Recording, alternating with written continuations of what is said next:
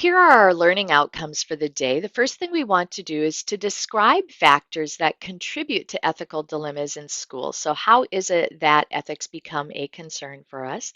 And then we'll identify key documents, including ethical codes that guide our school practice. And I say documents, but I probably should say tools too, because we'll take a look at some models of ethical analysis and problem solving. And then third, we'll apply that information. So we'll take some ethical situations that can occur in schools, and we will analyze those so that we can take steps to achieve ethical resolutions. One thing that we haven't yet mentioned is that it's important to consider who's involved in our ethical dilemmas that we encounter.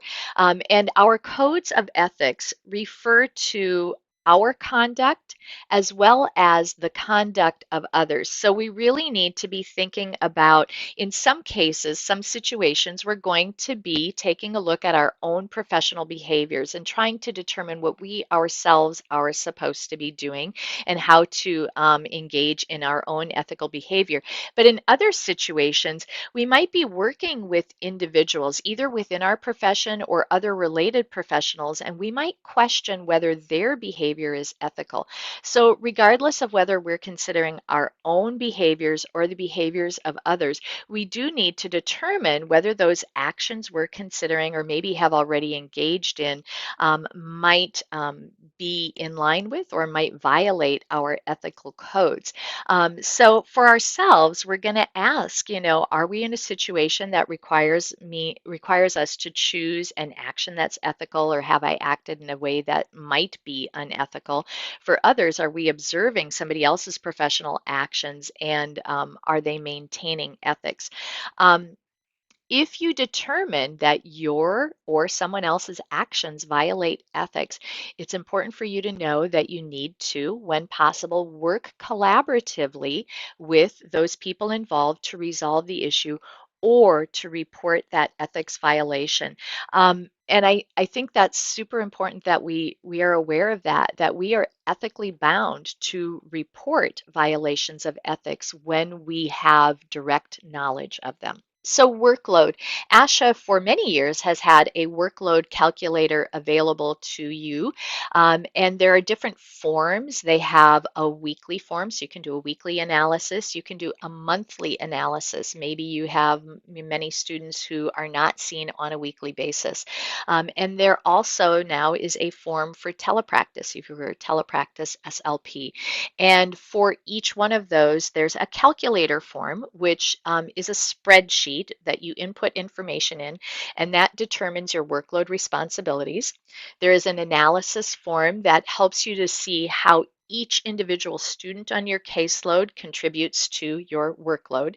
And then they have other tools, a workload action plan with advocacy talking points, and a template for a letter to an administrator to request a meeting to review your workload and identify steps. So you can see how all of these tools, even if you don't fully use the workload approach, can be helpful to you in advocating for a solution to your caseload workload issues and maintaining ethical practice.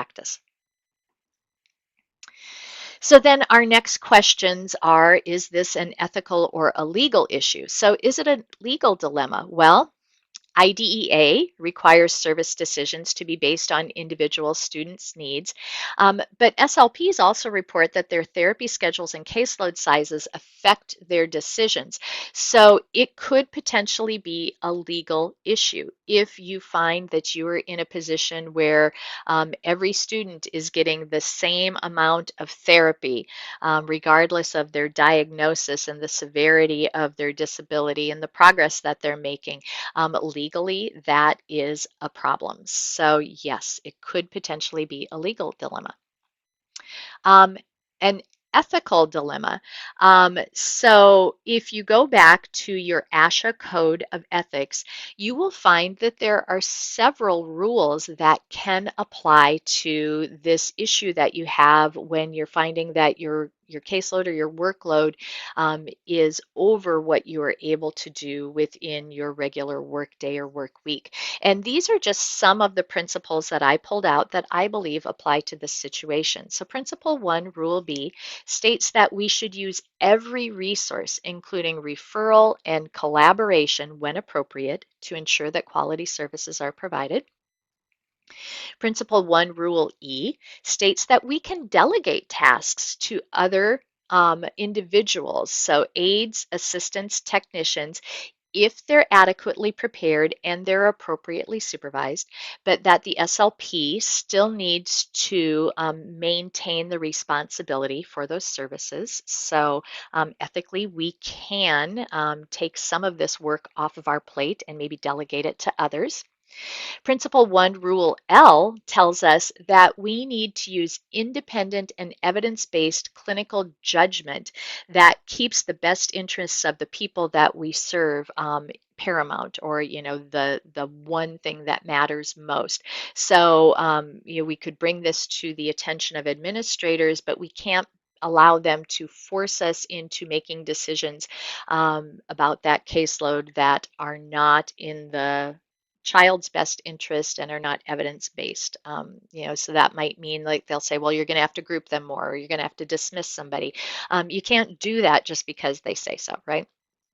Principle 1, Rule T, says that we need to give reasonable notice to ensure continuity of care and provide information about alternatives of care in the event that you can no longer provide professional services.